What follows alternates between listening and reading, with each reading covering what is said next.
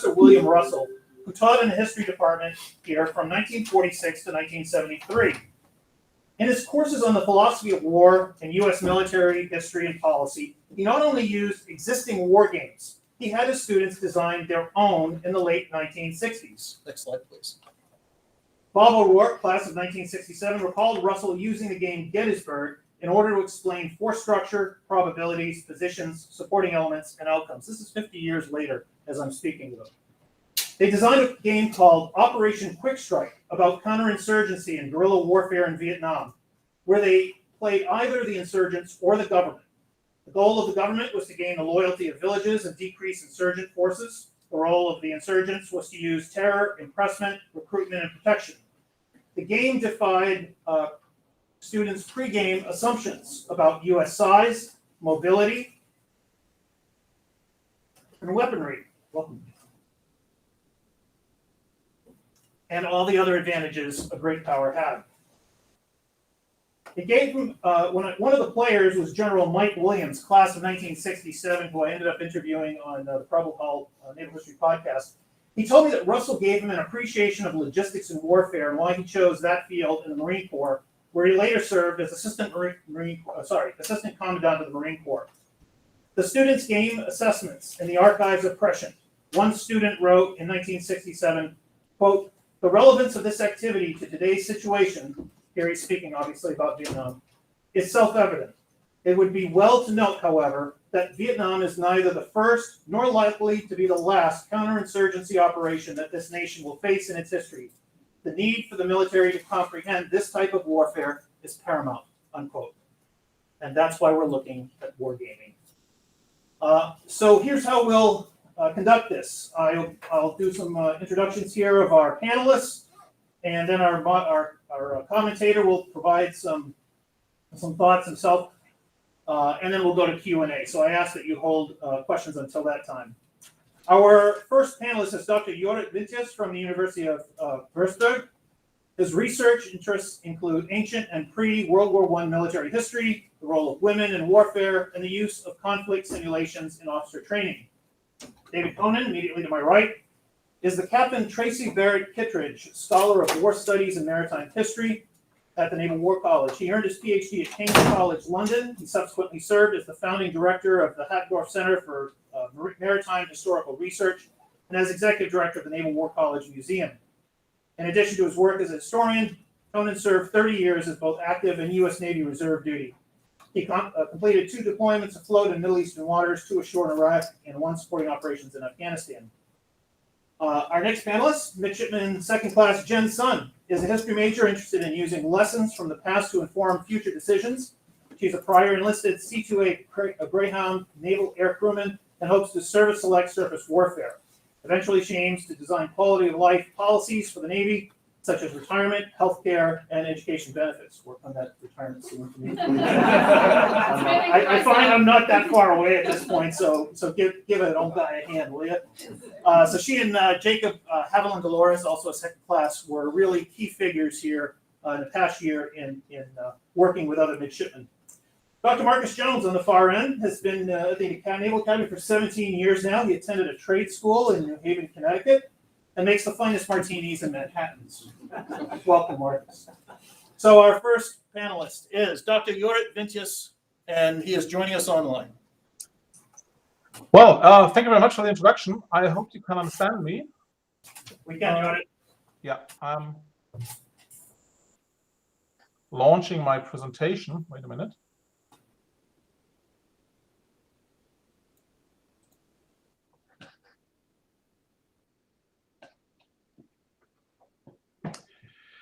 Okay, so again, thank you for the introduction. As you can see, there is a slight change in the title, the reason simply being that the Prussian Navy in the early 1870s did not get to wargaming for reasons that we'll see shortly. So I'm basically talking about 1 or 2 very early Royal Navy wargames of the early 1870s.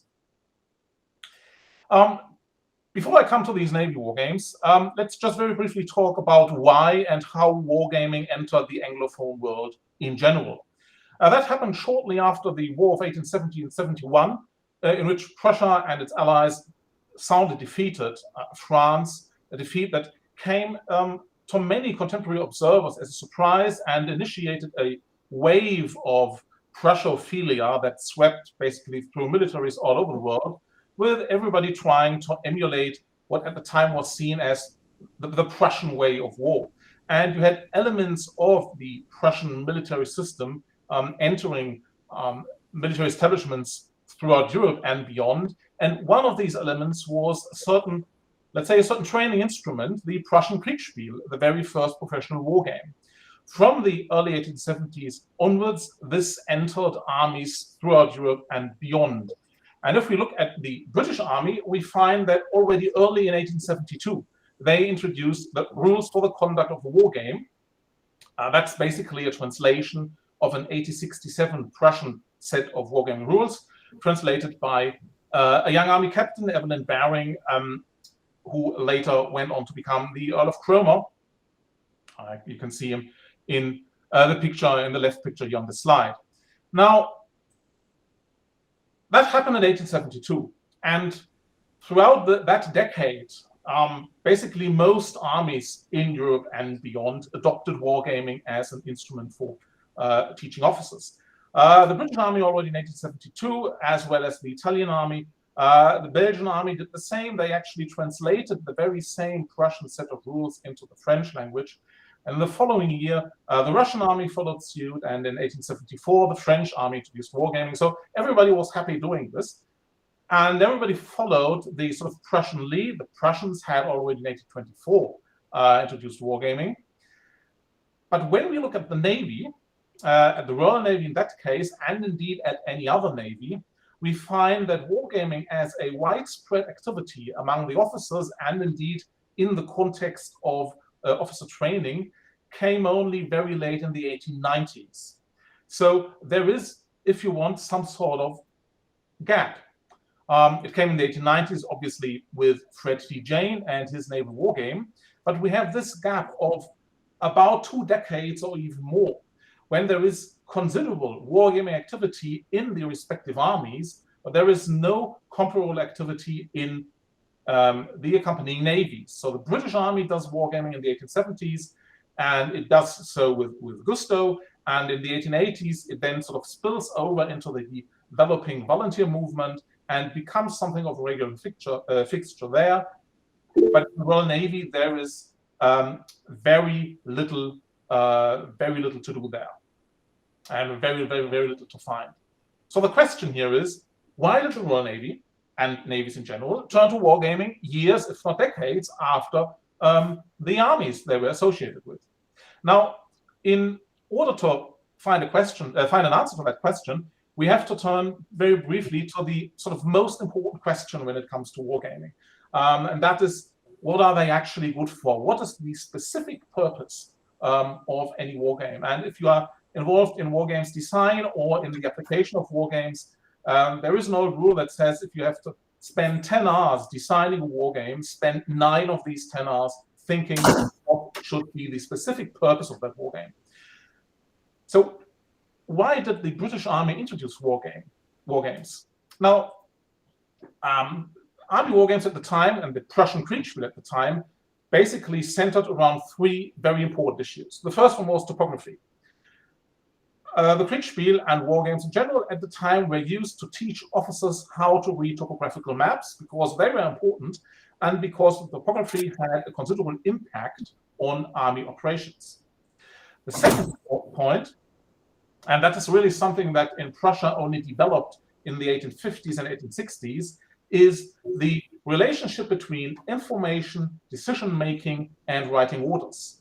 The whole sort of, if you want, process of getting information, processing information, making decisions, writing orders, and then communicating these to subordinate commanders, this whole process could be depicted quite neatly with the Prussian Kriegsspiel, and that was something army officers had to be taught as well. Particularly writing orders was something the British Army was after. And the third thing is friction. Clausewitz famously said, in war, everything is very simple, but the simplest thing is difficult. And wargaming sort of Kriegspiel style, if you want, if you use the Russian Kriegspiel way of doing wargaming, this can expose participants to considerable friction. And this was the third important point that wargaming should sort of convey to aspiring army officers, that they get at least a vague idea how difficult it can be, and that even the best laid plans actually can come to nothing due to friction. So that's with the army. And if you want to put that all in a nutshell, you could say that wargames helped turning gentlemen into professionals, and this sentence particularly applies to the British Army of the period, in which you still had the purchase system, which means that you could easily get a commission in an infantry regiment or a cavalry regiment by simply buying it. The only real qualification for an infantry or cavalry officer was that he was clubbable, that he was a gentleman, had certain manners that were socially distinctive. Everything else he could learn on the job. And the War of 1870-71 had shown that while this approach was perhaps sufficient for colonial conflicts, this would not do in a peer-level conflict in Europe. So the introduction of the Prussian Kriegspiel was seen as a necessary instrument for turning these gentlemen officers into professionals. Now let's go to the Navy. And look at these three issues: topography, communication, decision-making, orders writing, and the thing about friction. Obviously, topography plays some role in the Navy as well, but, and that is really the key point here, every single officer in the Royal Navy in the early 1870s, and probably today as well, but in the early 1870s, every single officer in the Royal Navy was very experienced in reading maps, because that was part of his everyday schedule on the work schedule on a ship. That was part of his lieutenant exam. All the knowledge that the wargame was used to basically drum into army officers was knowledge that Navy officers already had. And the same is true for communications. Navy officers operated in an environment where communication was highly regulated. Every officer had been brought up with the need of being able to understand, for example, signaling, of the necessity of giving precise orders aboard a warship. So the whole issue of being able to communicate what you want was entirely different for Navy officers as compared to Army officers. You could argue that everything that Army officers should learn by using the wargame was something Navy officers already knew and actually had to show they knew in their lieutenant's exam. And when it comes to friction, one has to say that if you compare the job of, say, an Army Corps officer, a general commanding an Army Corps, and an admiral, that naval warfare was actually, to some degree, much less complex than warfare on land, because the general had to care for a huge variety of very different moving elements, whereas the simple number of moving elements at the disposal of an admiral was far smaller, and he had much less direct control of these elements. So this issue of friction was, to some degree, not as important to Navy officers as it was to Army officers. So we have three issues: topography, then this sort of information, decision, communication thing, and friction. And we've seen that when it comes to sort of professionalism, Navy officers already have all that. Again, try to put in a nutshell, Navy officers are professionals. I mean, they are gentlemen as well, but they are already professionals. They have shown that in their examination. So who needs wargames then? So the real question we should ask is not, why did the Royal Navy start so late with wargames? The real question is, why did they start wargaming at all? What was it that they saw in things like the Kriegspiel and that they thought would be useful? Can't have been the same thing the Army thought would be useful, because these things Navy officers already had.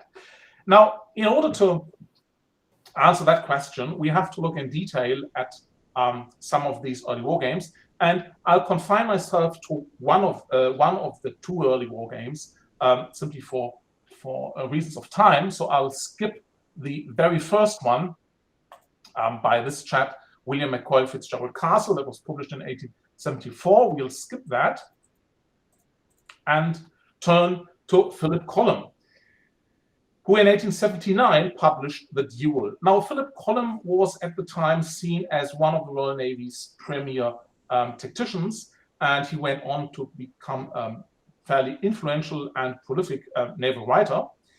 And he had 2 years before the publication of The Duel gathered a considerable amount of data regarding the speed and the turning rate of HMS Thunderer. Actually, he had been tasked by the Admiralty with trying to gather a mass of data with regard to how ships actually move at sea. And The Duel is in some way his attempt of turning this data into a naval war game that is actually based on hard data and is thus fairly, in inverted commas, realistic, at least as far as the movement of the ships is concerned. Now, The Duel depicts the action between two individual ships, hence the name. It's not a war game that is designed for depicting the maneuvering of formations, but it's one ship against another ship. As I said, it is based on actual data and it includes tables.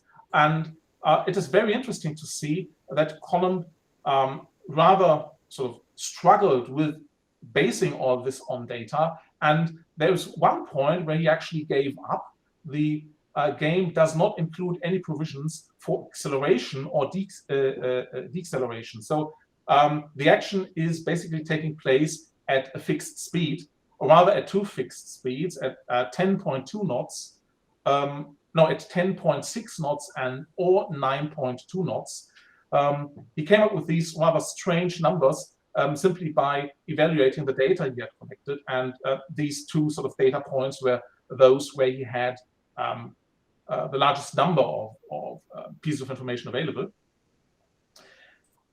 The game uses these rulers designed for use in the game, and at my institution we have made several experiments with them, and once you get around how to actually use them, it's fairly easy, but it takes quite some time to find out, because it does not describe it properly how to actually use them. Now, the Duel doesn't really require an umpire, but it's in his idea it's better, because that would mean that the participants do not look at what actually happens, but have to make up the courses of the ships basically in their head. The key invention of the Duel as compared to this earlier war game is he has a combat resolution mechanism. So the earlier war game by this chap called Castle is unplayable in principle, because there is no combat resolution. You just move the ships around on the table, and then once you are close enough to open fire, then the game is over. This is different in the Duel. There is a very simple, basically based on points, very simple mechanism. However, while it is simple, it still incorporates range, the number of guns bearing onto the target, and the hitting angle. So there is some complexity in that. And we have made the experience that it can actually be quite exciting, particularly as he included the provision that each turn is time restricted to 30 seconds. So you have 30 seconds to decide what to do. And then the umpire is going to draw this on the sheet of paper, and then the other side has 30 seconds to decide what to do. And this makes for quite some excitement, particularly when you try to ram the enemy and then realize that you have miscalculated and basically sort of passing the enemy at one ship length distance or something like that. The main purpose of the Duel was to train officers in making snap decisions and making snap tactical decisions. And Collum saw his Duel as basically an instrument in order to train officers in battle tactics. As I said, it has considerable playability. It's still quite exciting to do, and it's important to bear in mind that this is very different to the war games run by the army, which, as I said, had very different purposes. Now, I'm just very briefly trying to wrap this up in a short conclusion. If we compare these early naval war games and the early army war games, we find that they have very different functions. And the reason for that is that there was a very different cultural background of army officers versus navy officers. Army officers in the British Army of the early 1870s mostly came from the lower gentry or from the higher nobility, depending whether you look at infantry regiments or cavalry regiments. And they were basically amateur gentlemen serving as officers. And then the war games were used trying to put some professionalism into them. The Navy recruited from very different strata of society, recruited mostly from the educated middle class, and had a very different sort of culture of professionalism. So they did not need these war games in order to turn their officers into professionals. However, the 1870s is also a time when the rapid technological change results in great insecurity about tactics. And particularly after 1866, when ramming becomes really a hot topic in navies all over Europe, there is considerable insecurity in the Royal Navy about how to translate this new thing of ramming into battlefield tactics. And there is an 1873, I think, article in the Royal United Services Institution journal where a young Navy officer says, well, it's all nice that everybody talks about ramming, but nobody talks about the actual tactics required to be able to ram someone. And this is basically the reason why these early war games of the 1870s come into existence. Both Castle and Column developed these war games because they belong to a group of tactically minded officers who try to use these war games to stimulate debate on tactics within the Royal Navy and to try out new things that they cannot try out with full-sized warships simply because that is too expensive. So in the end, we have two very different sets of objectives for wargaming activity. And one has to say that these sort of tactically minded officers, they were in a minority within the Royal Navy, at least in the 1870s. And while we have these two early war games, very little actually came out of that. The early one, the Castle one, was translated into German in 1877 by an Austrian Navy officer. But the Austrian Navy does not have a great tradition of wargaming either running back to the 1870s, so nothing came out of that as well. And the Column war game saw wider circulation, but apparently wasn't played very often, and by the 1880s also had fallen into oblivion. These early attempts were clearly not aimed at the same sort of audience, the same participants army war games were, but these were games aimed at people trying to try out new tactics. So that's it for me about these early naval war games. Allow me one final remark. I said that Castle and Column did something different from the army war games at the time and different from the Prussian Kriegspiel at the time. That is correct, I believe.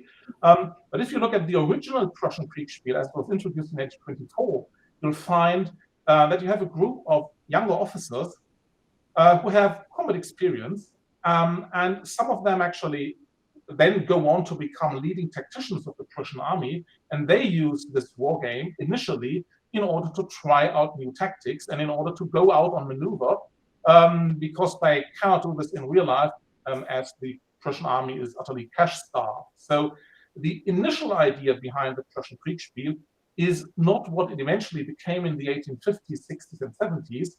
The initial idea is actually fairly close to what Castle and Column did. So in some way, they basically went back to the origins of the Prussian Kriegspiel in their attempts at starting wargaming in the Royal Navy. Well, thank you for listening to this. That's it. Thank you very much, Judith. We look forward to having you back here in 2 years. Dave.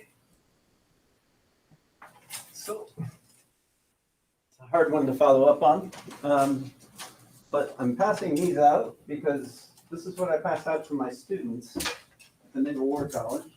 So we always like pass out. It's actually a pop quiz. So let's see as the slides come up. Yep. So wargaming is a methodology for thinking. It is not planning. It is an opportunity to examine a plan that you may have and make some judgments on the plan, but it is not planning. It's wargaming. It's a mindset. It's an opportunity to have a conversation about whatever the circumstances might be. I think that there's a misnomer in the way we talk about wargaming. I've read some books that talk about how a game happens and then an event happens in an exercise. And sure, some of that did happen, but I think that connection is overblown. I would say at the Naval War College, next slide, please. The gentleman that we like to talk about, and there's many ships named after, did a lot of war games during their period at the Naval War College. And what they were doing is developing their mindset to anticipate unforeseen challenges. So, you know, there's a famous quote from Nimitz in a letter that he wrote to Admiral Melson in the 60s, talking about the only thing that actually surprised me were the kamikazes. Well, that was sort of revisionist thinking on his part. The fact of the matter is that wargaming at the Naval War College enabled these officers to develop different ways of dealing with chance. When the enemy surprises you, what do you do? And I always like to show this slide to students to say, this is how you can develop your approach to five-star thinking. The five-star thinkers, as I like to call them, attended the War College in Newport multiple times, most of them. Ernie King is the one I like to trot out for various reasons, but he graduated 3 times in different capacities from the Naval War College curriculum. Next slide. So we have to start with a starting point called Doctrine. A guy named Dudley W. Knox talks about the importance of doctrine. Doctrine is not the end all and be all, of course. It's a beginning of a conversation. It's a foundation upon which you can have the conversation, a common point of reference. And so at the Naval War College, at the turn of the century, a number of folks developed a doctrine known as the estimate of the situation. And I always like to point out Frank Schofield, because he goes on to become a very important figure in the development of the U.S. Navy's operations planning and strategy in the First World War. But when he was at the Naval War College, he also lectured on the doctrine of the estimate of the situation. It's really quite simple. It's only 4 steps. Question 1, what's your mission? Question 2, what does the enemy want to do? Question 3, what do you want to do? And question 4, what's your decision? That's the hardest one, by the way. For those of us who've been in the Navy, how many commanders have you had who don't know what a decision is? So if we go back to our doctrine, if you're a commander, make a decision, please. Next slide.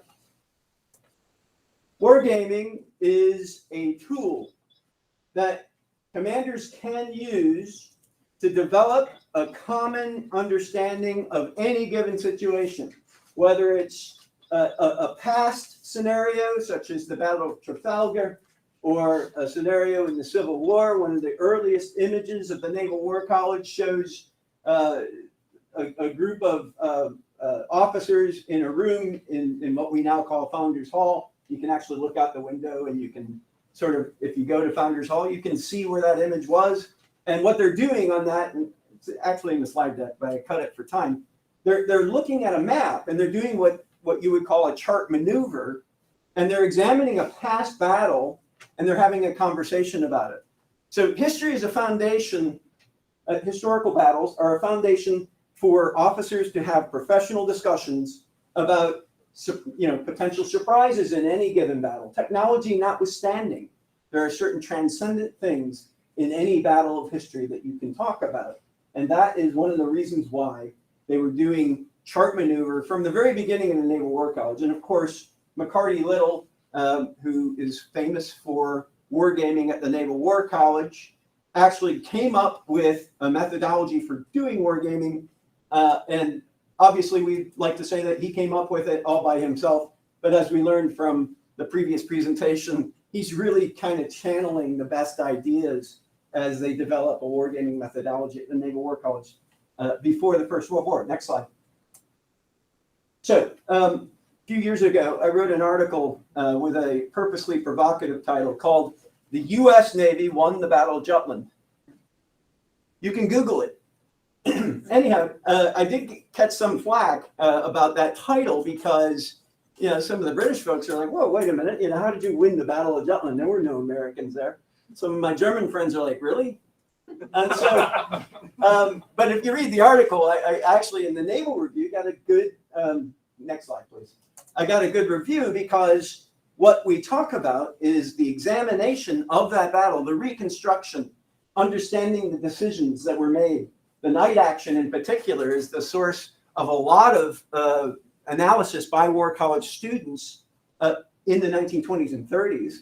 And the Battle of Jutland becomes one of those battles that periodically the War College trots out to have those discussions. Next slide.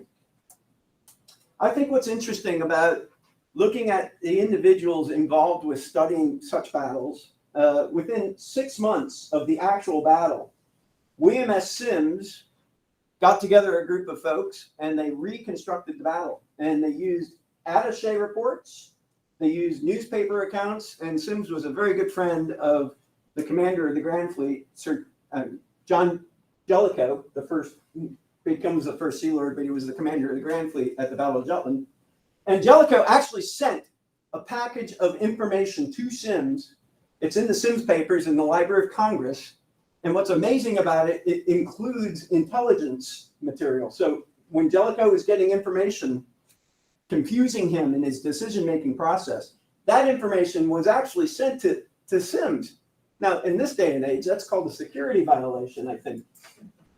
But, you know, this goes to the personal connections, the trust, the bigger strategic objectives, Anglo-American, for example. Next slide. I had a great job, and those are the grandchildren of Jellicoe and Sims, and that's just a happy shot for me. Next slide. What they did is they used all that information, and they actually examined the decisions as they were made in the moment of the battle. There's a very detailed chronology of the battle that they reconstructed. Mind you, this is 6 months after the Battle of Jutland itself. The United States is not in the war yet. I think that's pretty interesting. They're using wargaming methodology to examine recent events and talk about what lessons we can derive from those events. Next slide. And it happened right there at the Naval War College. Great place if you can get there. I'll show you around. Next slide. So in October of 1916, some interesting personalities gathered to do this war game. And at that time, they did it in Luce Hall, which is the main building. The wargaming floors were on the wings of Luce Hall. So when you go there today, they're offices. But these studies took place in Luce Hall. Some interesting folks. Holloway Frost is this gentleman here. Dudley Knox and Ernest King were on the premises to do these war games. Now, at the time, King was a lieutenant commander. He took the role of a commander in the Battle of Jutland. So think about that. He's a lieutenant commander and he's taking on a role that's echelons above him. And of course, during World War I, he becomes a captain. So you think about how wargaming is used as an educational tool, but also as a way of conditioning mindsets before practitioners find themselves in the casino known as battle. Next slide. Holloway Frost basically turned the Battle of Jutland into his career. Just like any naval officer, you know, you do something good, you keep doing it, right? Holloway Frost wrote the book on the Battle of Jutland. It's quite good. Now, for those of you in the room who've studied the Battle of Jutland, we can have the debate about Holloway Frost's conclusions. However, I would say that at the time it was written, it was pretty good. He did the best he could with what he had. He didn't have all resources, and he was able to develop an approach to the Battle of Jutland that became not quite required reading, but it was part of the conversation at the Naval War College. Holloway Frost ended up at the Army Staff College in Leavenworth, and that's where the Army killed him, just so you know. Actually, he died while he was serving in Leavenworth. I'm joking. The Army did not kill him, I promise. Next slide. So in 2017, we actually did the Battle of Jutland based upon the material that we have in the archives collection at the Naval War College. And it was a great time. Now, did we actually replicate the Battle of Jutland? No, we didn't. We did what they did in the 1920s and 30s with battles like Jutland. It's not the only battle that they studied. And the purpose of this was to have that conversation. The president of Naval War College at the time took on the role of the German. He chose to be the German commander. And a couple other, the former president actually took on the role of Jellicoe. And so what was great about that event is here you have current president of Naval War College, former president of Naval War College, having a fight over the Battle of Jutland. And, it turned out to generate a lot of interesting conversations about decision making.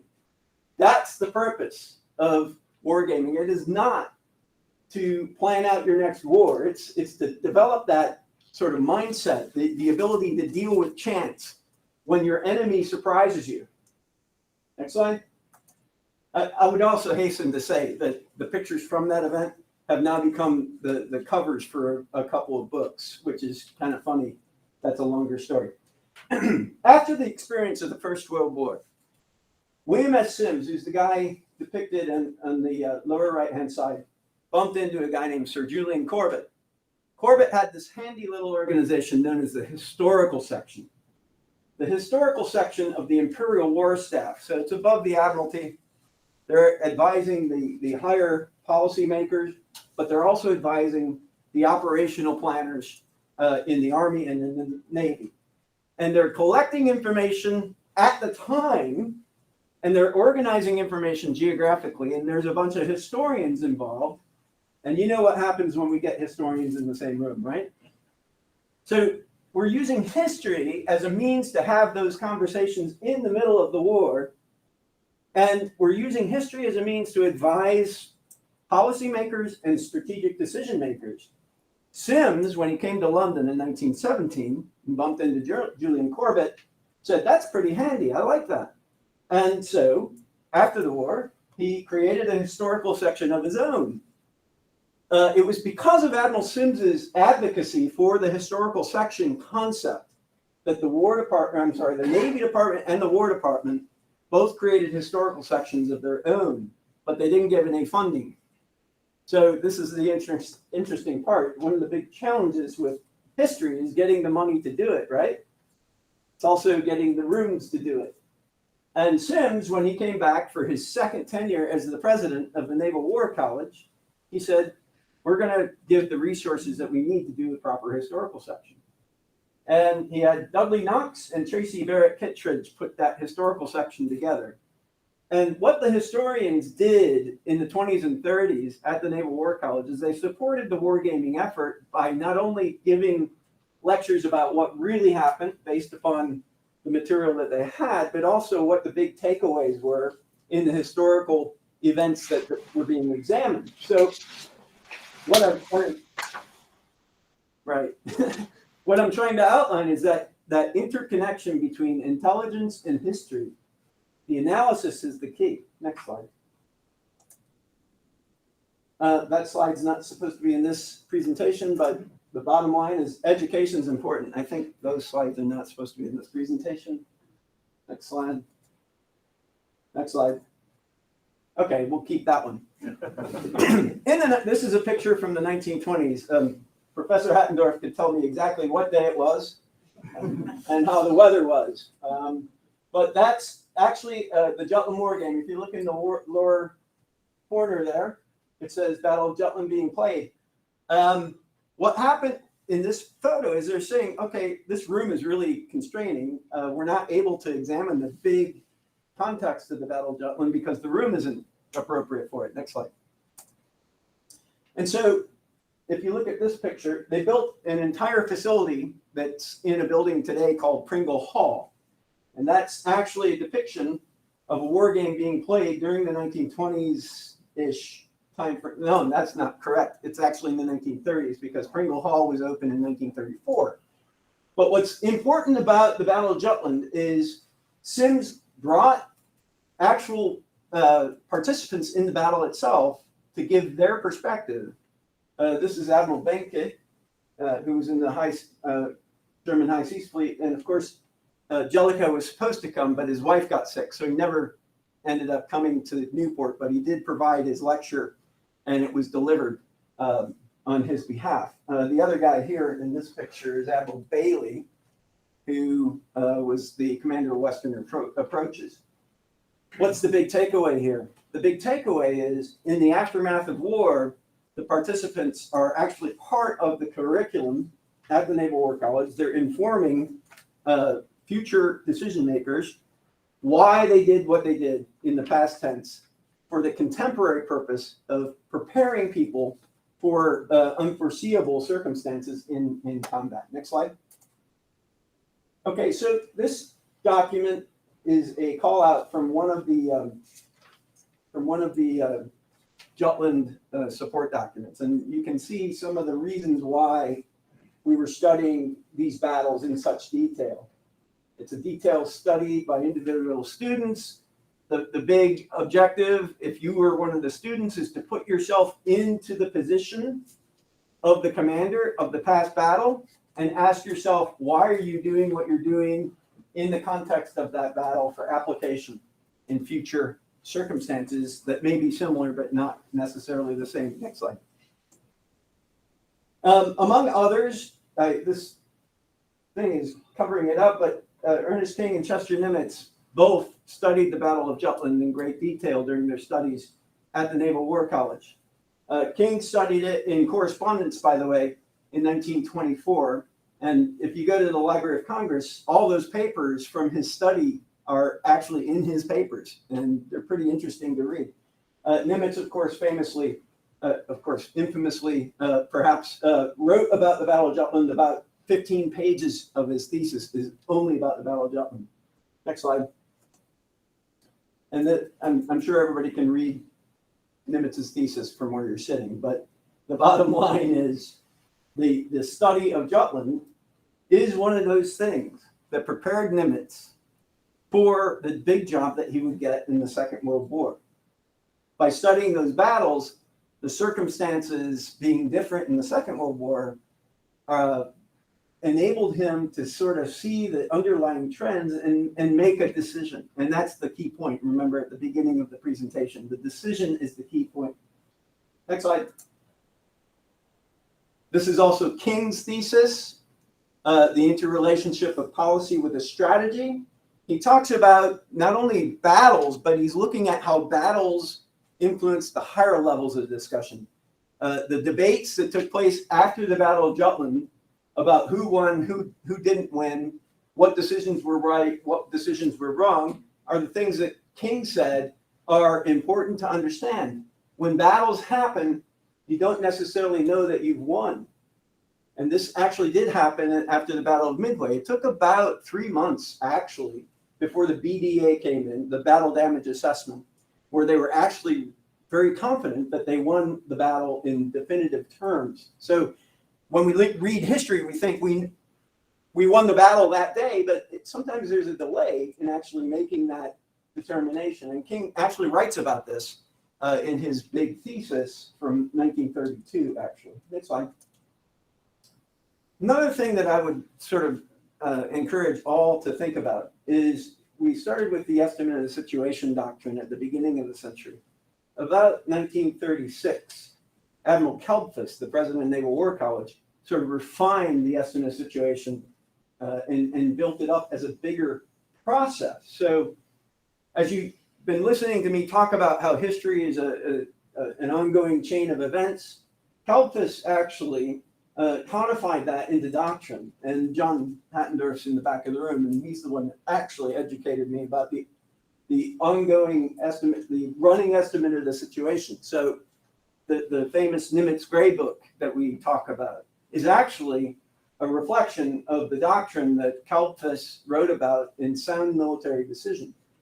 So if you were my War College students right now, and I would be saying, if you want to win the next war, and you want to look at World War II as a starting point for winning the next war, I would ask you to read that book, because that would be the book that your five-star thinkers were thinking about when they were going into the Second World War. So in the classroom setting, I'll tell the students that that book should be retitled How to Win World War II. Next slide. And again, I told you this is my favorite guy, but I won't wax too poetic. Again, he graduated 3 times at least, but he was a regular fixture, Ernest King, at the Naval War College. In other words, he wasn't necessarily a student every time he stepped in to the Naval War College library. He was a regular visitor to the college, where he would have conversations with students and with the professors. So I would say that King is one of these guys that reflects how the Naval War College influenced mindsets in the fleet during a critical period in the 1920s and 30s. Next slide. And of course, we know about the technological aspects. The one thing that King wrote about in his thesis on tactics, which is called thesis number 3, he said that there's one constant in history, that's the human dimension. He said technology, I'm paraphrasing right now, he said we must avoid the false assumption that technology is the solution for every situation. He wrote that in his thesis on tactics, which is interesting. And King went out and did qualify as a submariner and as an aviator during this period of the 1920s and 30s. Critical period, of course, as we all know. Next slide. 1932 and 1938, Ernest King used what he had studied to simulate the attack on an enclosed harbor facility. It didn't have to be Pearl Harbor. It just happened to be Pearl Harbor in 1932 and 1938. But don't let me overemphasize King in this. Pearl Harbor and sheltered anchorages was a theme that a lot of people were writing about during the 1920s and 30s. There's at least 3 articles about the vulnerability of Pearl Harbor that were written by Naval War College students after 1936. So when we think about wargaming as a situation where we're trying to plan the next war, that's not the full purpose of wargaming. It's the mindset. It's examining the problem of an enclosed shelter. It's examining the enemy point of view. What is the Japanese trying to achieve? What is the British trying to achieve? And then having those conversations. And basically what I would say about wargaming during this period is that it's the purpose is the conversation first and foremost among the practitioners who would ultimately have to go out and actually conduct battle in the circumstance that the enemy chose to have it. Next slide. And this is just a happy shot of the key characters in the whole discussion of the Second World War. For those of you who think that Franklin Roosevelt and Winston Churchill are on the same sheet of music, you're wrong. We have to look at the policies of both, and then we can think about how the strategies were executed. And the one thing I would say in a very quick way is that Winston Churchill's vision was this connection among the English-speaking peoples, the British Empire, and all that kind of stuff. Franklin Roosevelt was not interested in that. His objective was the creation of the United Nations and the 4 policemen.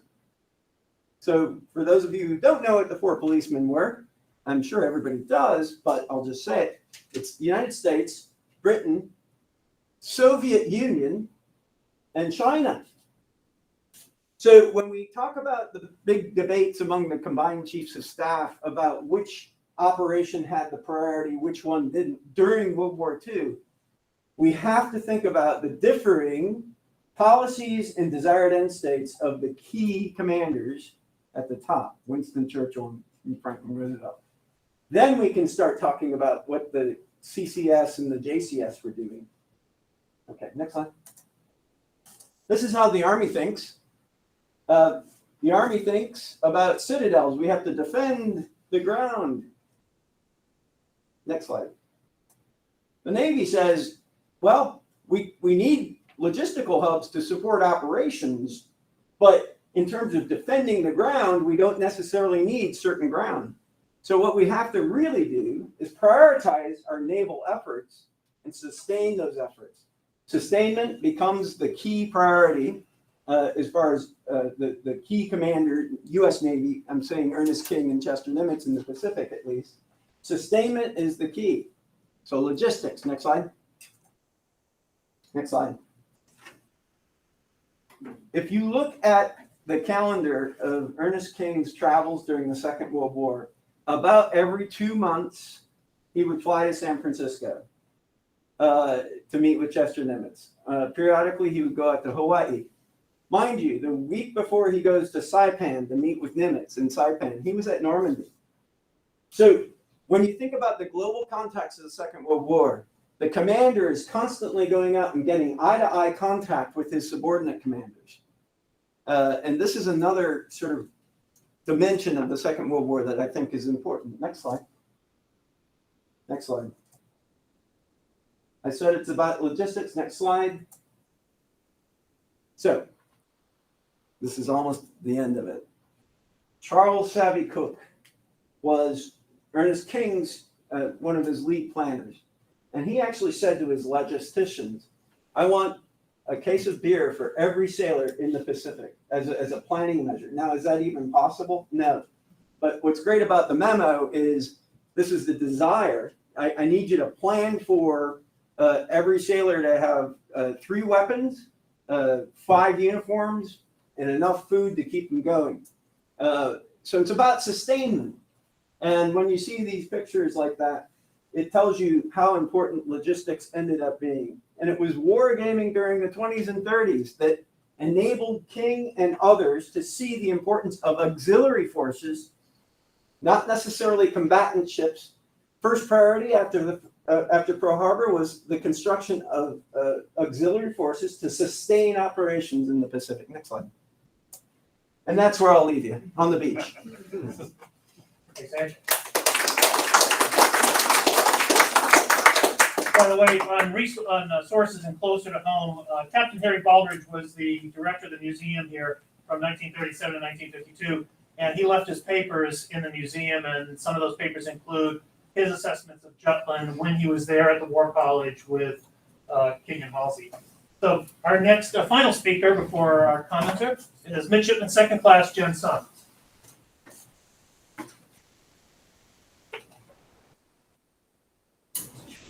Yep. So Dr. Berube actually took off about 2 minutes of my presentation by talking about wargaming at the Naval Academy. Dr. Conan spoke about wargaming as a decision-making tool, which was a key point of my essay, my research.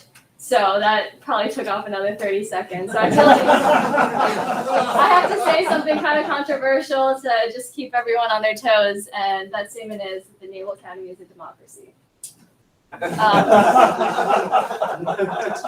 Which we'll keep talking about later. But wargaming at the Naval Academy, so I marked my beginning in wargaming when Dr. Jones and I corresponded for the first time about creating a wargaming initiative that's pretty much run by midshipmen. So that took place the spring semester of my freshman year, so that was 2 years ago. And since then, it's grown into an official extracurricular activity with about 140 students.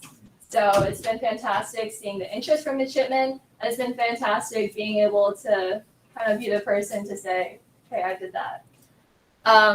But our first war game was actually on Founders Day, so the founding of the Naval Academy in October, and we had 13 freshmen, so plebes, who just finished their surface warfare chapter of professional knowledge.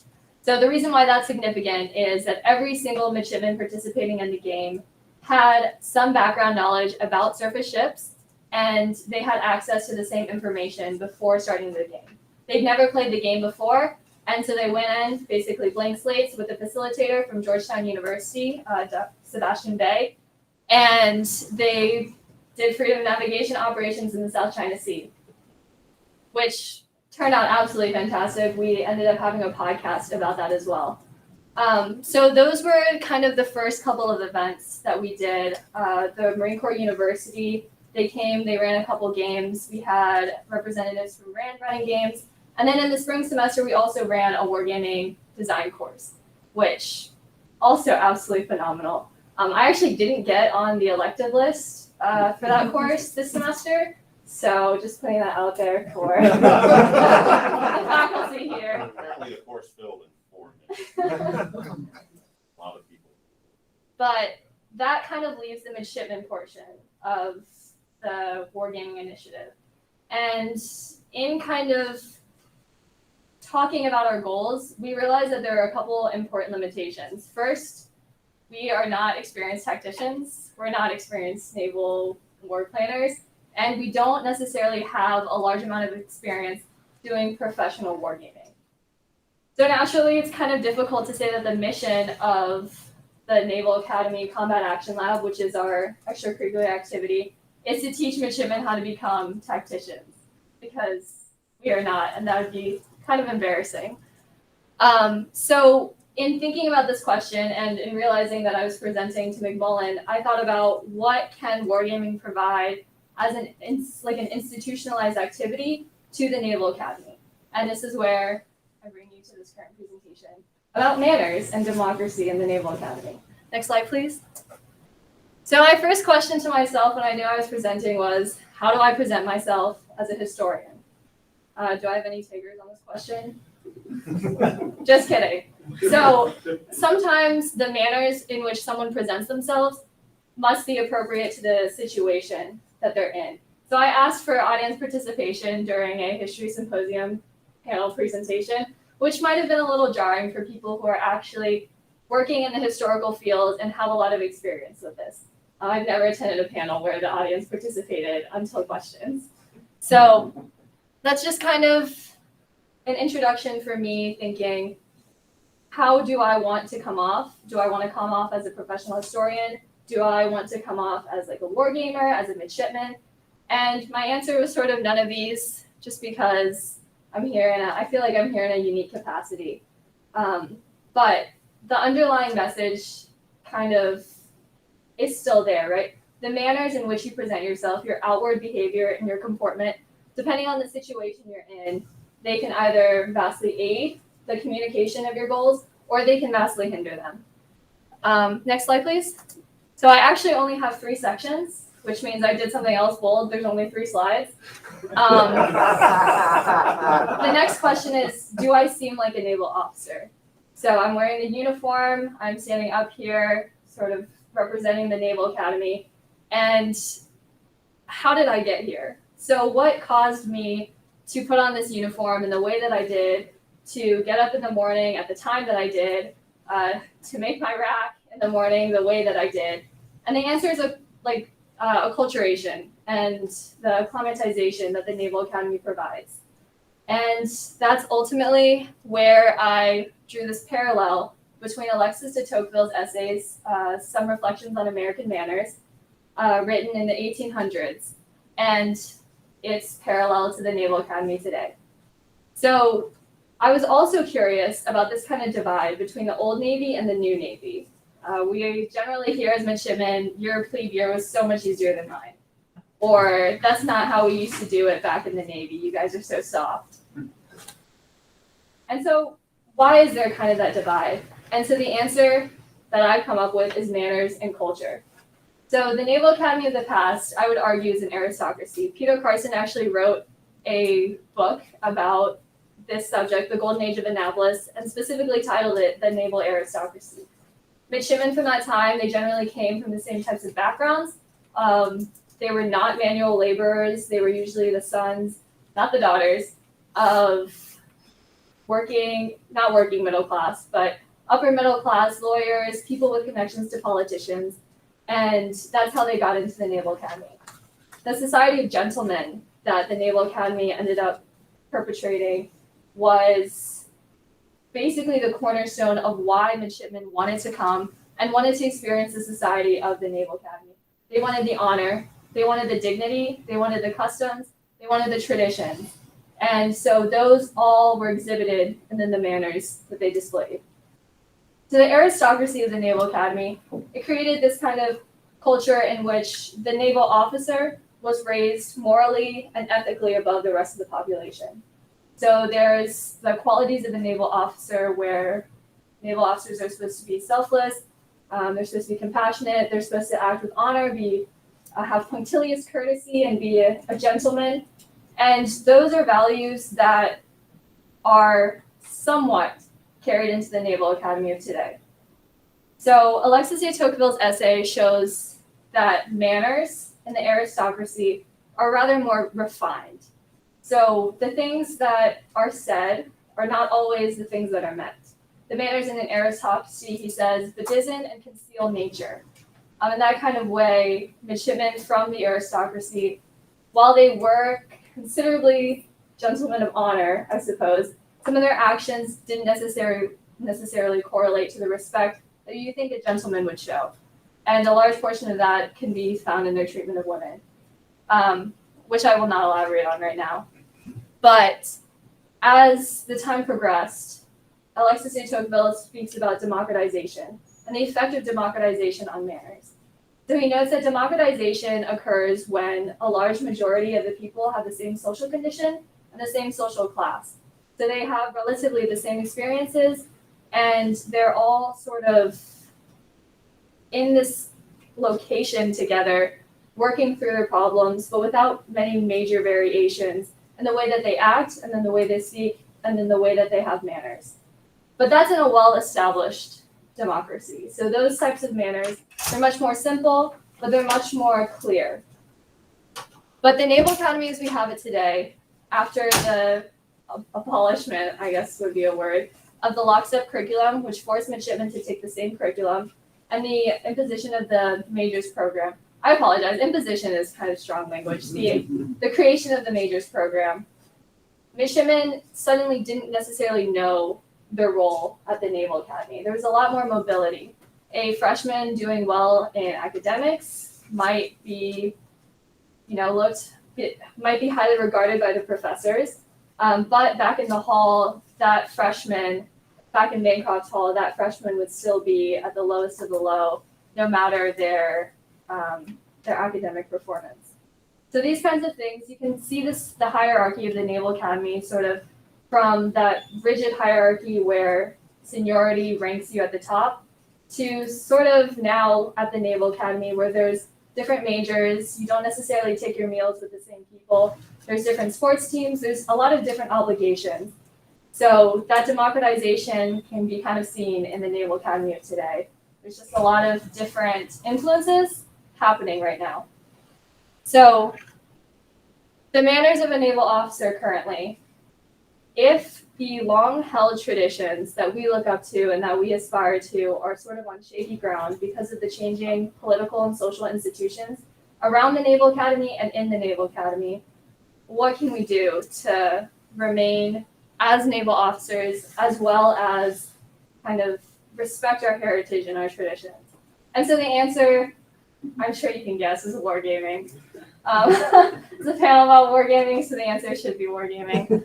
But wargaming that we are hoping to create at the Naval Academy is a place where operational readiness, the performance of your fleet, your ability to think through and make decisions is what is most important in that space. So no matter your background, no matter kind of where you came from, the ability for you to bring your knowledge into this area and into sort of a more controlled environment for you to establish your own kind of group of manners, as well as a common framework for making decisions in the future. And as midshipmen, we're hoping to provide that kind of space. The Naval Academy is not necessarily a democracy, but Alexis de Tocqueville's essay on manners shows that it does have some of the characteristics as it democratizes to represent more of the American society. So, do I seem like a naval officer? Eventually, I hope wargaming creates that kind of foundation for us to discuss and plan using kind of the same language, and eventually this can be a pretty easy answer for does someone seem like a naval officer? Yes, because they wargamed at the Naval Academy. That's what I'm hoping. So thank you so much for your time, and I look forward to any questions.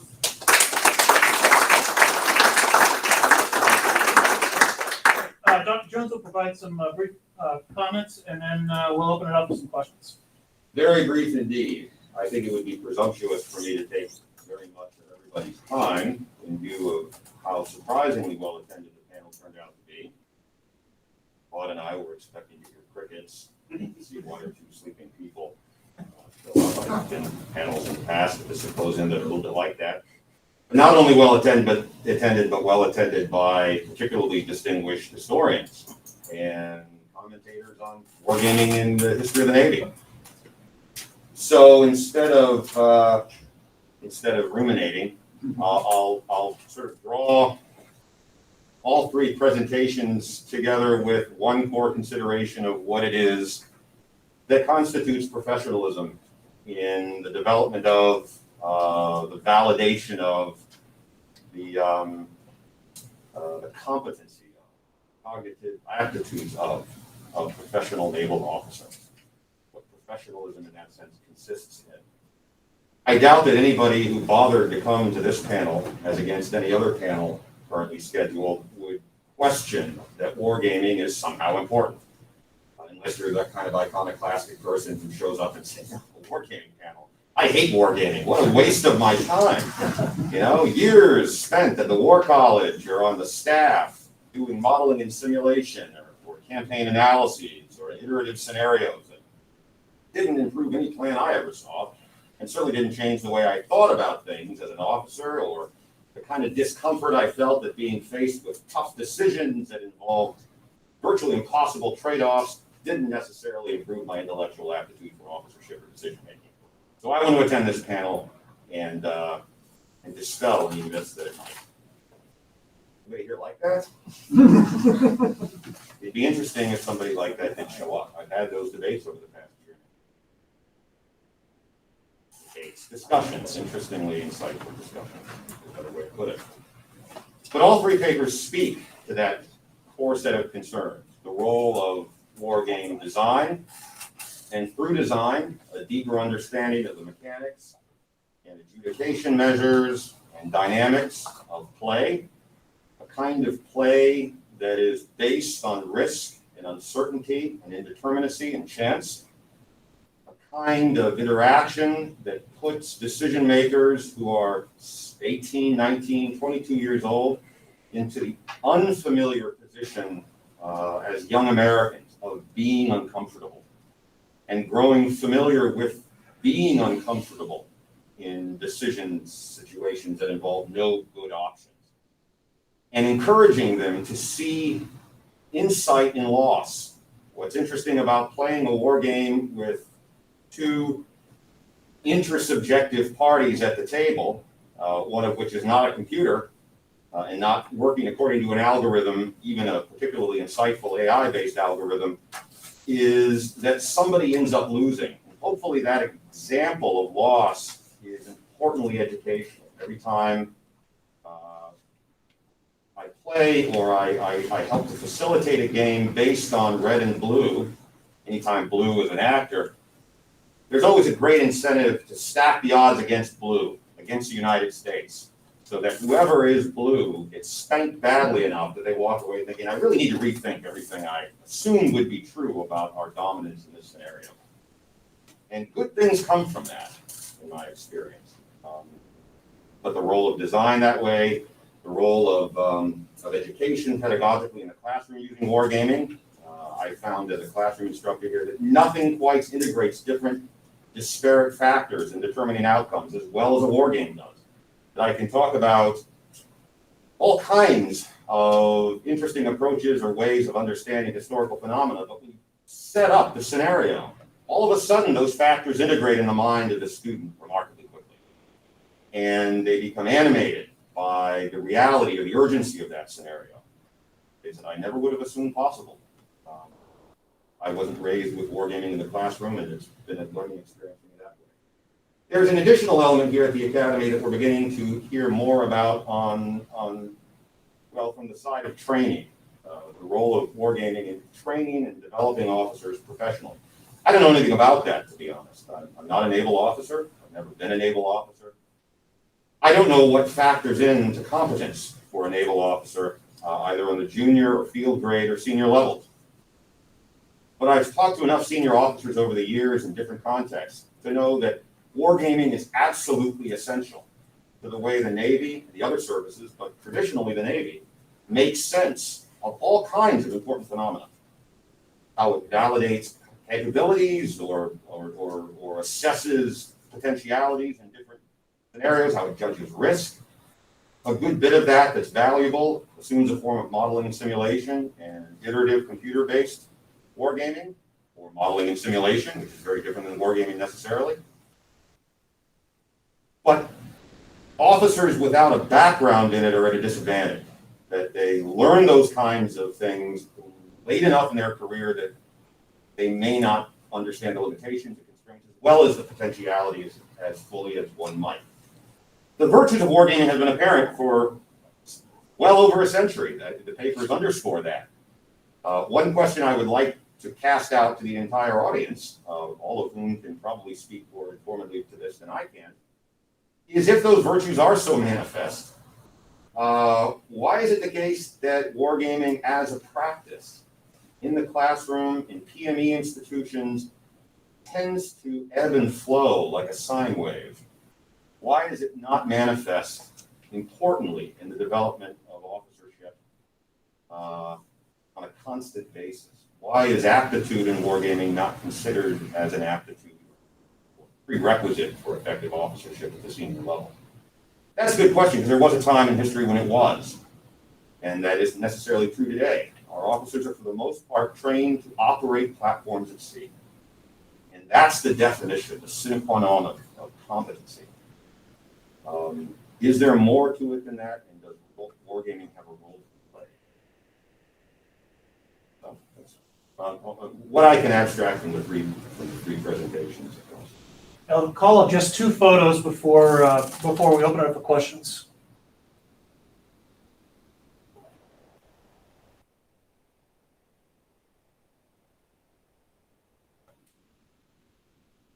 I don't think those are the two photos you have in mind.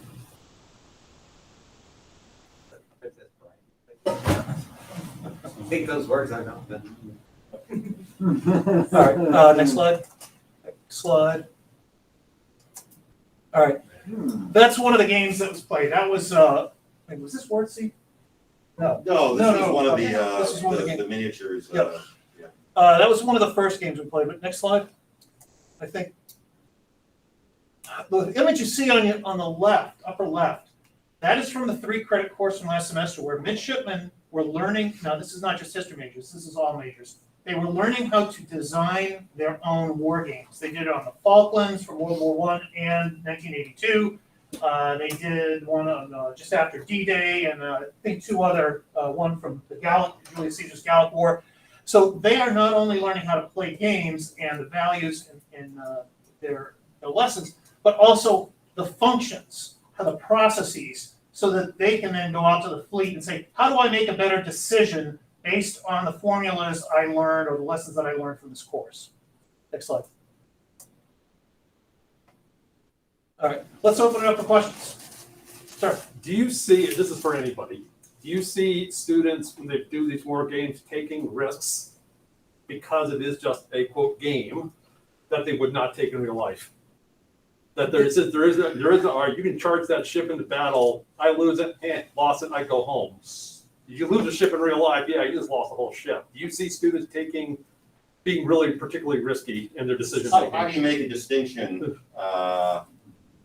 in the case of an 18 or 19-year-old student between taking knowingly taking a risk and making just a really galactically ignorant decision? And that's hard to say. The first time we ran through Assassin's Mace here, I mean, Jen oversaw that game too. Assassin's Mace is a game played at the Marine Corps University's War Gaming Laboratory at Krulak Center. It's designed by Colonel Tim Barrett. It's a high-fidelity, operational level tabletop game that models conflict between the United States and the South and China, the South China Sea. And there's a number of different scenarios that are built into that game. It's a high fidelity game. And you learn very quickly that the United States is at a severe disadvantage initially in a conflict during the initial phase of precision fire exchange. And that wasn't apparent to the blue team. And watching them, you think, well, that's an enormous risk to surge assets in theater and develop a lot of great target lists for Chinese precision strike. You could judge that as taking a big risk for the sake of foreshortening the conflict, or you could just underscore that they didn't understand the limitations of magazine capacity or have time to. Although there was one game that the CIA came in to run 2 of the games that they had produced, and the students kept going for the nuclear strikes. Because they had no other options. And they said, well, that's it, that's all we've got left. And the CIA facility was like, wait, stop. Let's walk through this decision of trade. The second question, the French Army started wargaming at the War College after 1870. Did the French Navy pay any attention to wargaming, and who were the main proponents? Jorrit, I think you might be the best qualified to answer that. You want to take that one on? Yeah, I can. Well, although the main problem is that my research so far has been mostly focused on sort of the British Army and the British Navy, but there is, as far as I know, no widespread wargaming activity in the French Navy in the 1870s. So they basically seem to follow the same sort of path of development that we can see in the Royal Navy, with wargaming really only becoming widespread. And I mean, but by wargaming, I mean, you know, an activity undertaken by a sizable chunk of the officers' corps in the 1890s. There is really, I mean, there are quite a number of pre-Fred T. Jane war games floating around, but very few of them actually saw probably wider use, and even fewer of them were more than simple, in inverted commas, board games, and like the one I showed you, which actually included real data and attempted at actually depicting, somewhat properly depicting the way ships moved. So the answer would be, I don't think that the French Navy did anything meaningful in the 1870s, certainly not from an official point of view. Thank you, Jorrit. Yeah, this is a question for Jorrit and also Dave. There's a gap, I think, in between your 2 time periods that is extremely important. So Jorrit, you made the point that the navies didn't worry as much about communication from the perspective of wargaming because they had already practiced those things. There are signaling structures in place. And we may say, you know, looking back on the time period, that although that might have been true in the 19th century, but the early 20th, it becomes a very problematic assumption. Dave, you mentioned the estimate of the situation. You talked about how the Navy, the U.S. Navy, can create cohesion through wargaming, develop a doctrine. But there's also lots of training in writing orders, walking through the estimate of the situation. So I'm curious from Jorrit's perspective about why and how you think that shift occurs from the 19th to the 20th century. And Dave, I'd like to hear you say more about your thoughts about the importance of routinely walking naval officers through the practice of writing estimates and then getting into the sound military decision. Jorrit? Well, I think the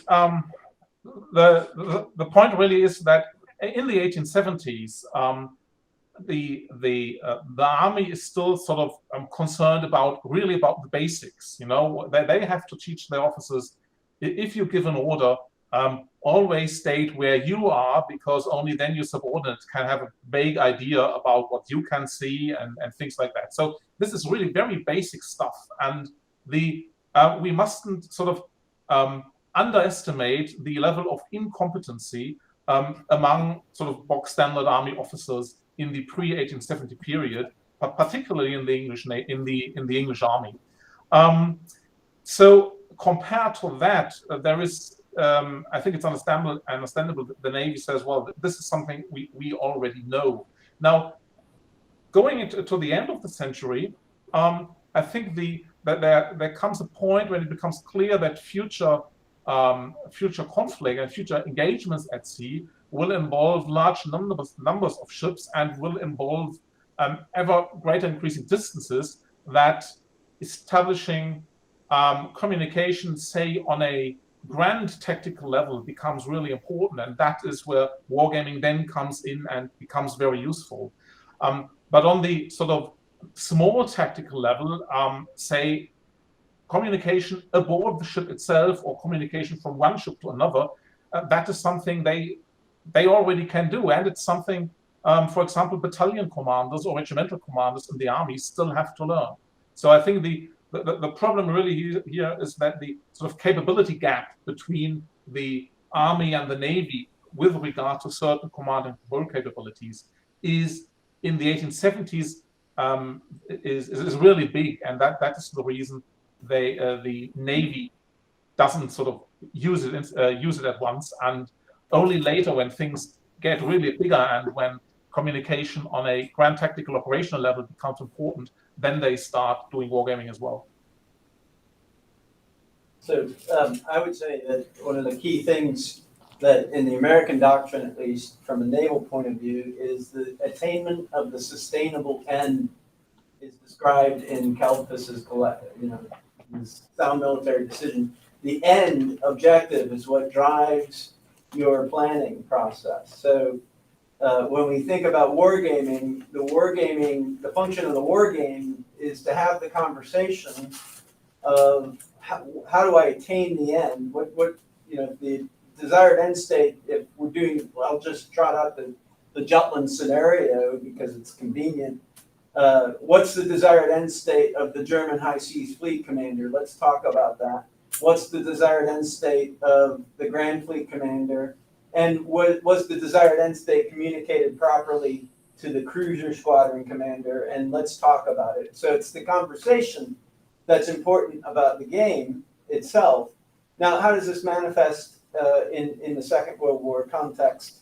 I would argue that the recognition of logistics is one of the key takeaways of American naval officers after they had worked with the British. And I'm paraphrasing Ernie King because it's convenient for me. One thing that King came home with was that the British are tied to the pier. In other words, they need to have all these naval bases around the world in order to sustain their operations. And King wrote about the importance of auxiliary fleet support for warship support, right? So that's a big takeaway.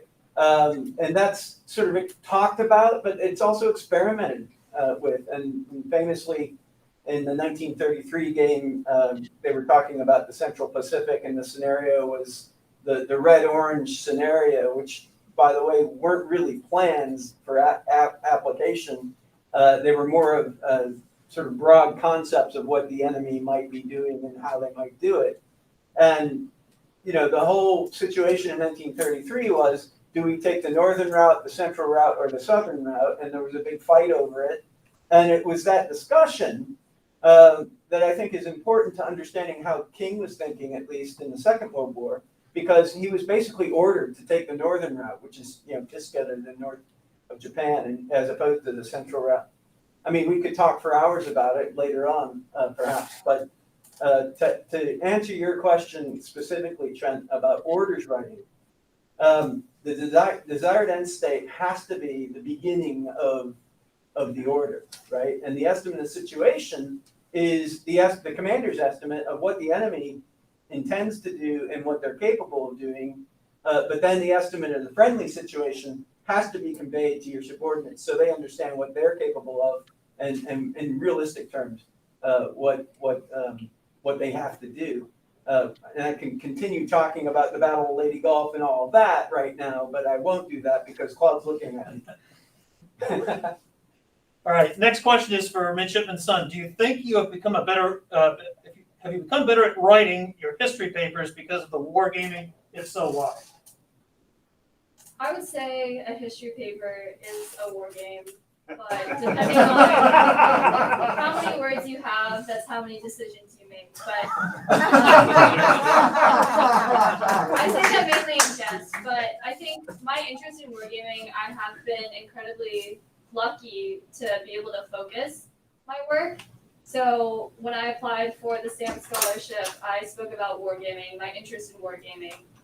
When I wrote for the Superintendent's Voices of Maritime History Award, I spoke about wargaming as well. So I'm really interested in providing a few different perspectives on wargaming. So my recent panel presentation on the manners and the difference between democratic and aristocratic manners and its relation to wargaming. I was just hoping to provide another perspective on how wargaming can bridge a divide and serve as basically a tool for acculturation.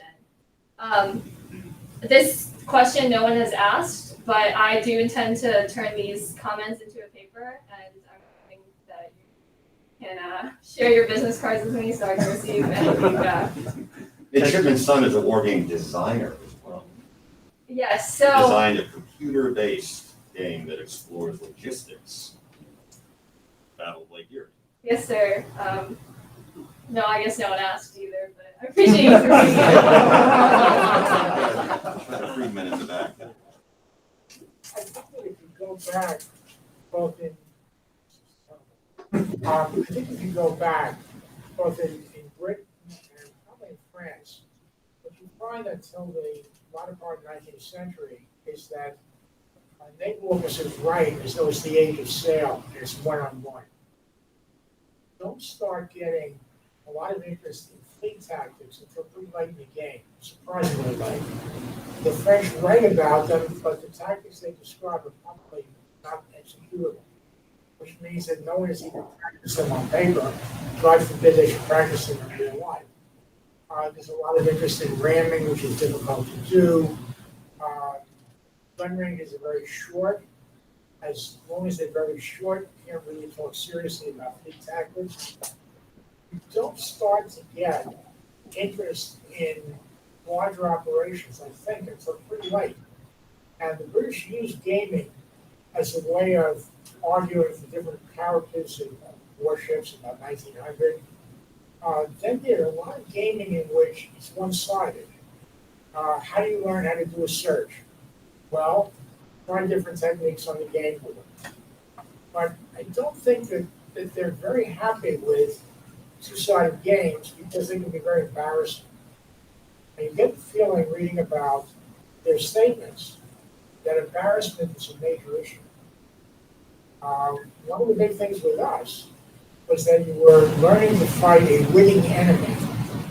If you read the literature that runs between wars, their attitude towards the Japanese is they're idiots. They generally regard them as approximately like the Italians, and you know they have contempt for the Italians. We have a very different point of view, which is both sides play. They play as hard as they can. You can lose. And I think that's more unique than people realize. Thank you. Next question. We'll go in the back and then right back to you. Commander McConnell, wargaming newbie, but I've been around for a while, and I've experienced kind of scenarios, drills and stuff. And I used to really, when I was supposed to be young, I would get angry at the scenario.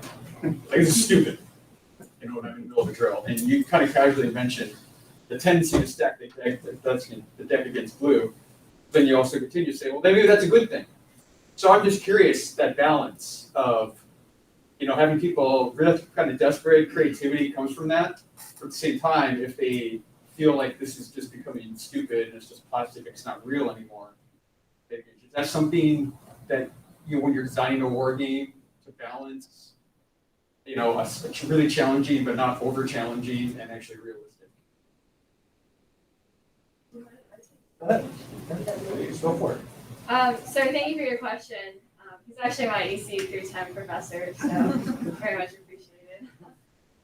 So I actually wrote my recent essay on the integrity of war games. So that was the ability for a war game to achieve its learning objectives, but also achieve like the internal objectives for the participants of the game. And I refer to a fleet problem 9, which was the invasion of the Panama Canal by the Japanese. And I kind of discovered 3 factors. And the first one related to the ability of like a war game to actively serve as a learning tool without individuals getting frustrated by the contents of the game. The first one was artificiality of the simulation, so whether it actually represented real life. The other two ones that are kind of more important in my mind for answering this question is equality of capabilities. So decision making, in my experience with designing and playing war games, decision making necessarily won't happen if there are pretty obvious solutions for an unequal balance. So quality of capabilities is a large kind of metric to see, will this war game promote decision making, and is there anything that creates like that sense of unfairness? And then the other one is an equal understanding of the rules before beginning. So I think in the fleet problem that I was analyzing, the Army and the Navy were working together to defend the Panama Canal. And the Army players had absolutely no idea that there were other naval assets that could also be used stationed in Panama. And that kind of miscommunication really set it to a way that kind of brought out that frustration. Right here, and then we'll go to the back. Yeah, so I've been recently asked to teach a American Naval History class to our Naval ROTC detachment, but about half the students in the class will likely be regular history majors. I want to incorporate wargaming into the course, and I'm thinking about ways to do this with students who perhaps have no background whatsoever with history, with maritime operations. Something you said about first-year students often, you're approaching this right after talking about surface warfare operations and introductory courses. And you could talk a little bit about, the challenges, but also I think kind of the value of bringing students together early on in curriculum, and introducing wargaming in a way that thinking about not just for those that might be headed towards a career as a professional naval officer, but also for those that might be civilian officers. Absolutely. Thank you for the question, sir. So I feel like I'm the good idea fairy of our Naval Academy extracurricular activity. And I think beginning with a facilitator who is experienced, who kind of lays out the options of this would be what you might want to do, and then have the participants ultimately decide which path they're willing to take.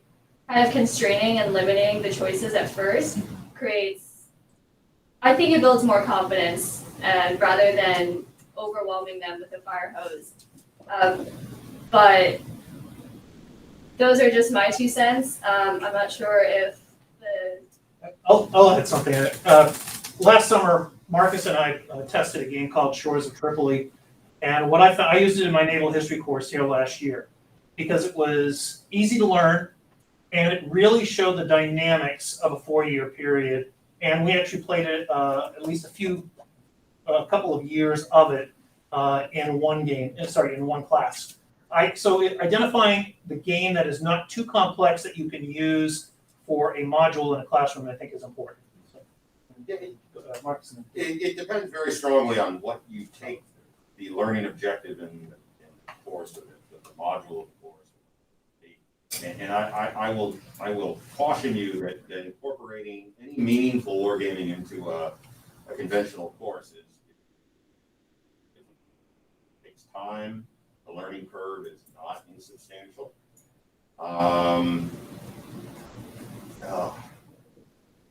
It requires a lot of preparation on your part. I would become thoroughly familiar with the game and then leave plenty of time both to indoctrinate them into the play dynamics and the rules. Maybe take an hour or two to do that, or turn it into a component of an assignment that they can do out of class, and then leave plenty of time to play the game and plenty of time to talk about what you harvest from the experience. Because you're going to have to lay it out for them initially. But that said, the advantages of doing it are immense in my experience. You really get a lot. So as he just said, the function of the game is what should drive the game itself, right? So I would argue that in teaching history, if that's what you're doing, wargaming can provide an opportunity for students to learn something about history course, you have to govern the discussion as the historian in the room, you know. The thing that I passed around, I literally just did this 2 weeks ago to students at the college, and they were multinational students and serving practitioners who participated in the discussion. And the scenario was a scenario based upon Sims arriving in London in April of 1917 with very ambiguous strategic and policy-wise, it was like an impossible task. And all the other factors that were going on. And the students didn't have to read in great detail about the history of the First World War in order to have the bigger discussions that Sims and the rest of them had to go through at the time. And then, you know, you can cap it off with, well, here's what really happened, and this is why, and these are the big historical takeaways. So what you do in this type of approach is you not only engage the students in a conversation that they didn't know they were going to have, but also you can potentially inspire students to want to learn more about that history. So you don't have to necessarily pick any, and I would personally encourage you to avoid the obvious ones, you know, Battle Midway and all that stuff. I use that in class. That's obvious, but great. I would actually argue you have to pick scenarios that are less familiar, that fewer movies have been made about. We could have used fewer movies anyway. No scenario is familiar to an 18-year-old. I mean, it can be, again, Midway's great, but I would argue if you pick a battle or a scenario like the one that I have here, there's no battle in this scenario. It's a policy problem. You don't have a strategy. You have to make a strategy. What are you going to do? And have that discussion. That's what's all I say. There was a hand back here. We've got about 5 minutes left, so 1 or 2 more questions. Yeah, just a quick question, maybe perhaps for all of you, but particularly you, Dave, and that is, what do you see as the pitfalls of wargaming? I'm not picking up on Professor Jones's point at the beginning, but just my experience from looking at the British in the interwar period, I think 2 lessons they took away is there's no problem defending Singapore, right? And we can't do amphibious operations because it's too difficult with the air arm now, right? And lo and behold, what happens? Well, if you had followed that out, Singapore would still survive 1942, and we wouldn't have done all those amphibious operations in the Second World War. So what do you see as pitfalls? Can you sometimes overlearn the lessons?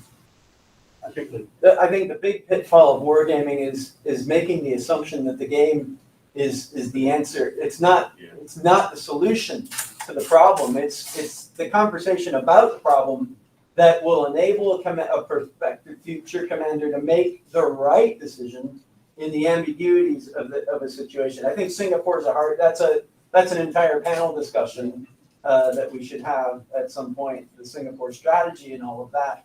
And, you know, I would argue that Tom Phillips did a pretty darn good job. And unfortunately for him, he didn't come home.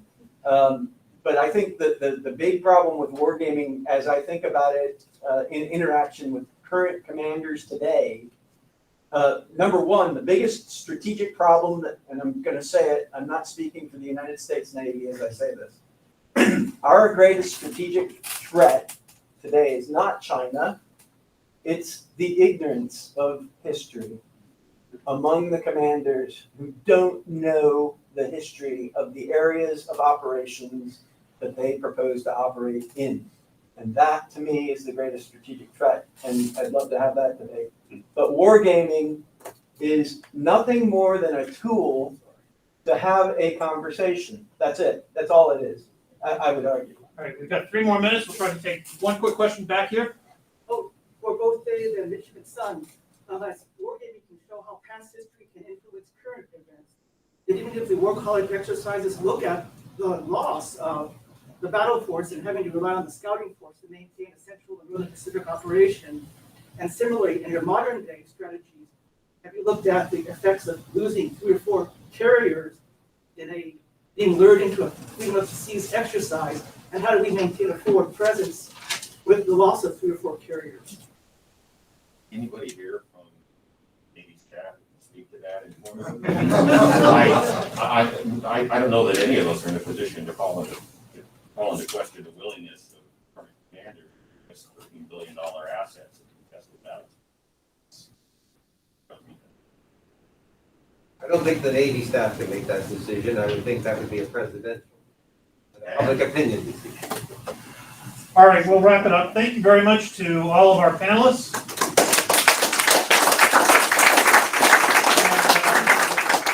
Thank you, Jordan. Appreciate your work, and thank you very much everybody for joining us.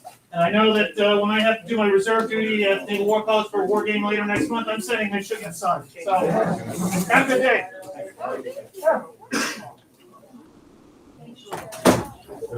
There's just one more up there. Oh, sorry. We didn't get to it in time. Sorry. All right. Thanks a lot. We're trying to do this more. I think that one was for me. I'll reach out. Okay. Thanks. Appreciate it.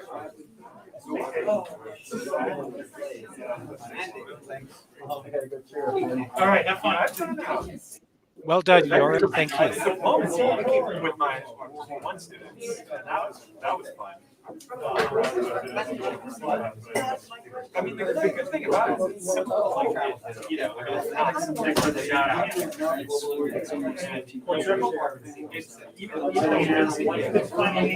Yeah. I'm sorry. No, I know. No worries. I'm like an assassin. So glad you had so much. Yeah, we're, yeah. Yeah. Yeah. We talked about how it was in class.